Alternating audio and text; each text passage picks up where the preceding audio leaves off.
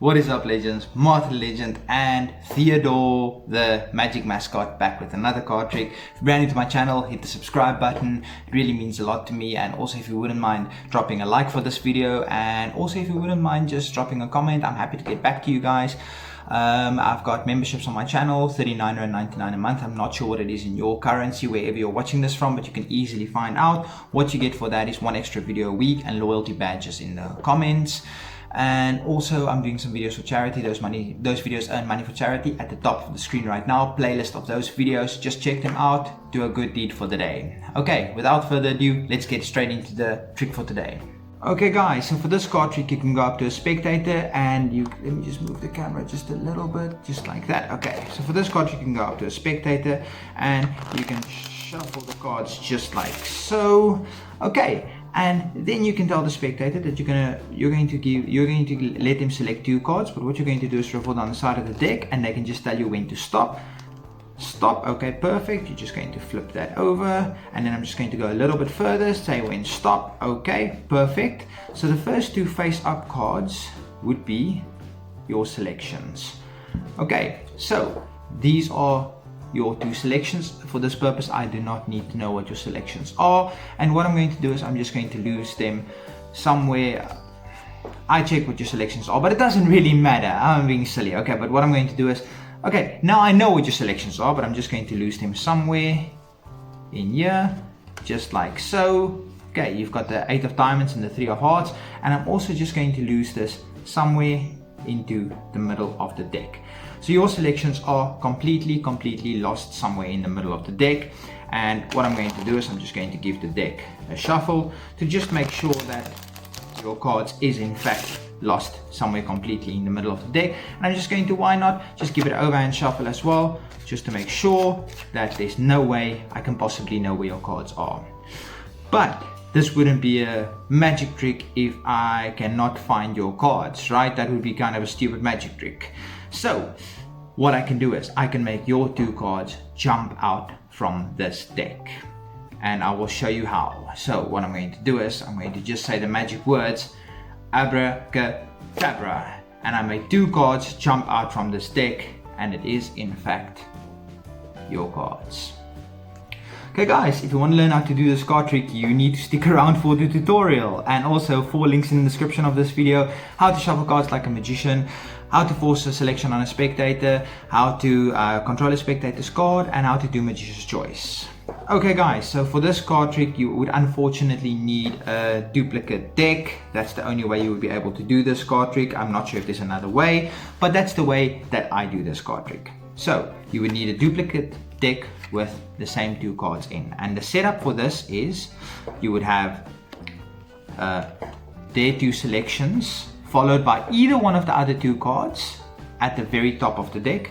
So it's their two forced selections and another card at on top of the deck, then the other card at the bottom of the deck. So now what you do is you go up to a spectator and you can shuffle the cards fairly, just like so, maintaining the one card at the bottom and maintaining the other 3 cards at the top. You can even give the deck a false cut, just like so. You can do anything you want, just as long as you do not disturb the order of the cards. Then what you need to do is you need to tell the spectator you're going to make them select 2 cards by riffling down the side of the deck, and they can tell you when to stop whenever they want.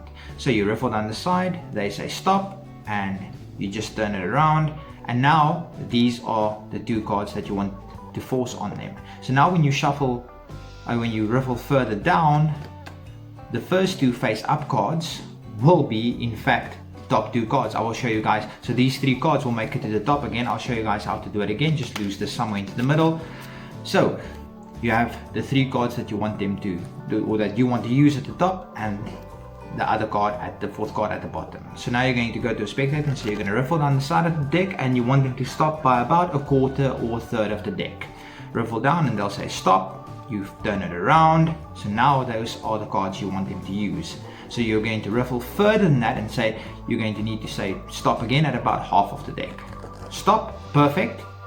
And now what you did was you just forced these two cards on them, and you say that the first two face-up cards will be in fact your selection, and you can show them the selection. And now what you can do is you can have them lose it somewhere in here. I accidentally looked, but you can just have the spectator lose the cards somewhere in here. It really doesn't matter because you actually want them lost.